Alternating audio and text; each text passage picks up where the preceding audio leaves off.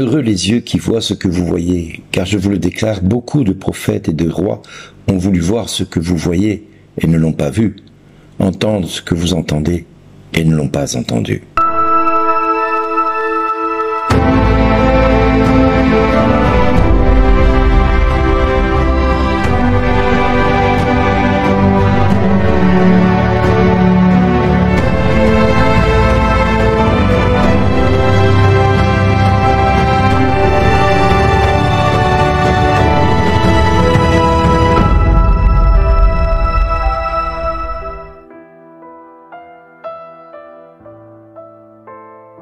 Bonjour les amis, aujourd'hui nous fêtons Saint François d'Assise et nous pouvons aujourd'hui à cette occasion souhaiter une bonne fête à tous ceux qui portent le prénom de François.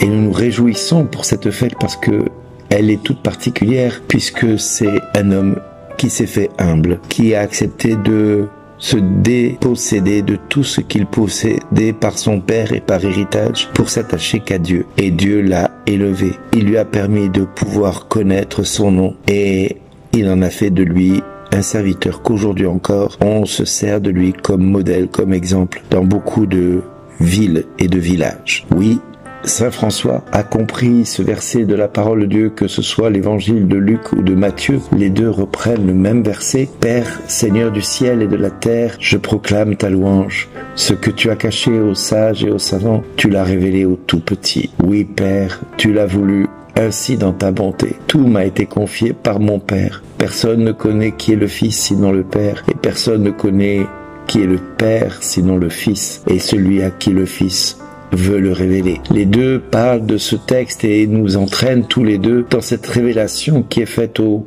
humbles de ce monde, aux humbles et aux tout petits. Il rend grâce pour cette révélation concédée à ces hommes et à ces femmes. Jésus montre sa joie en voyant que ceux qui admettent et comprennent et pratiquent ce que Dieu fait connaître par son intermédiaire, en d'autres occasions dans son dialogue intime avec le Père, il lui rendra aussi grâce parce qu'il écoute toujours. Il loue le Samaritain lépreux qui, après la guérison de sa maladie, en même temps que 9 autres, lui seul revient trouver Jésus pour le remercier du bienfait reçu. Et bien que ce soit Saint François ou même Saint Augustin, qu'y a-t-il de mieux pour porter dans le cœur, à prononcer avec la bouche, à écrire avec la plume, que ces mots « grâce à Dieu ». Oui, rien de plus bref à dire si ce n'est grâce à Dieu, rien de plus joyeux à entendre si ce n'est grâce à Dieu, de plus élevé à ressentir grâce à Dieu, de plus utile à pratiquer grâce à Dieu. C'est ainsi que nous devons toujours agir envers Dieu et envers le prochain.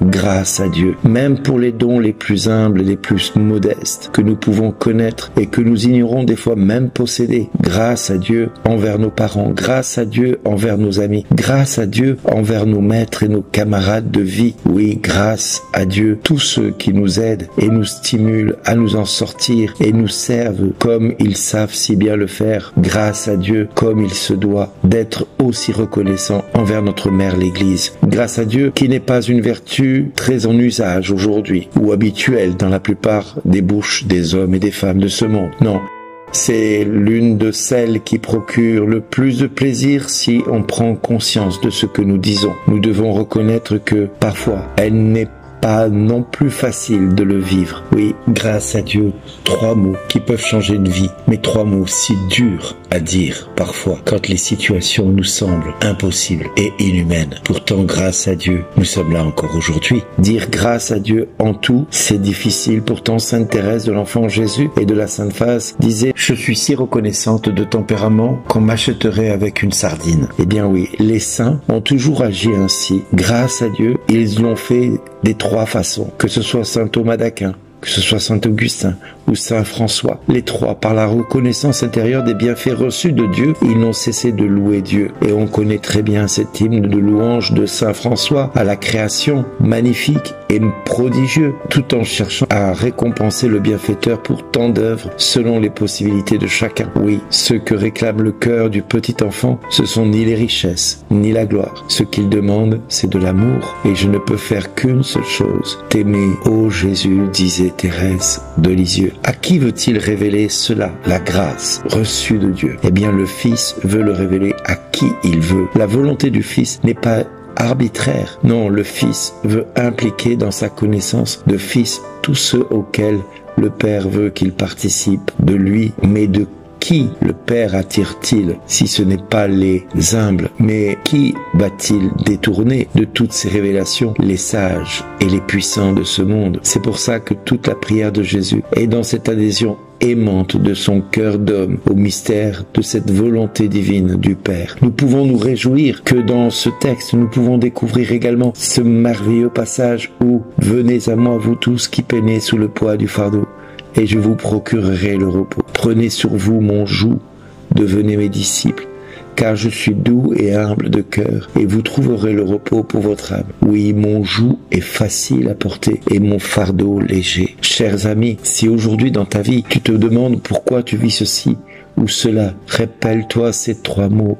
Grâce à Dieu, ce qui te permettra de rendre grâce à Dieu en toutes circonstances. Paul nous le répète dans Romains au chapitre 8, verset 28, en toutes circonstances, rendez grâce à Dieu, en toutes circonstances. C'est pour ça que si ta vie te semble si compliquée, si dure, si différente de ce que celle que tu te projetais d'avoir, n'oublie pas que c'est grâce à Dieu qu'aujourd'hui tu es là à écouter ces 7 minutes pour Jésus. C'est grâce à Dieu aujourd'hui que Dieu vient dans ta maison par ces quelques mots. Grâce à Dieu, tu peux connaître le Père et le Fils et le Saint-Esprit. Grâce à Dieu, tu peux comprendre quel sens tu vas pouvoir donner à Dieu dans ta vie. Et grâce à Dieu, tu vas pouvoir connaître l'amour qui t'est porté par la Trinité Sainte. Parce que c'est ça le principe de la grâce de Dieu. C'est de découvrir une Trinité qui se rend accessible à toi, mon ami, à toi qui désespère, à toi qui t'inquiète, à toi qui pense que ta vie n'a pas de sens, qu'elle ne vaut pas le coup d'être vécue. Mais c'est grâce à Dieu, aujourd'hui, que tu peux entendre ces mots. Et c'est grâce à Dieu que tu vas pouvoir rentrer dans ta destinée. Alors, l'Esprit Saint qui est l'amour, l'unité, le souffle, la langue, la puissance et la grandeur de Dieu, la grandeur du Père et du Fils. Oui, c'est par cette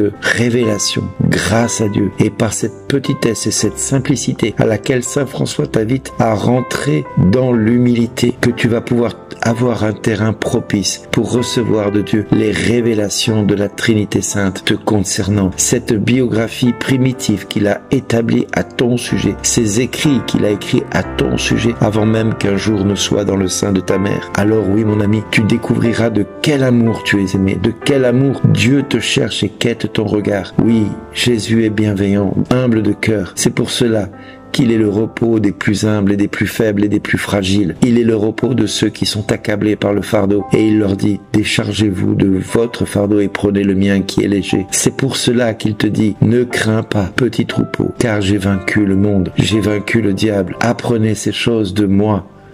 Grâce à Dieu, grâce à Dieu, grâce à Dieu. Merci d'exister, grâce à Dieu.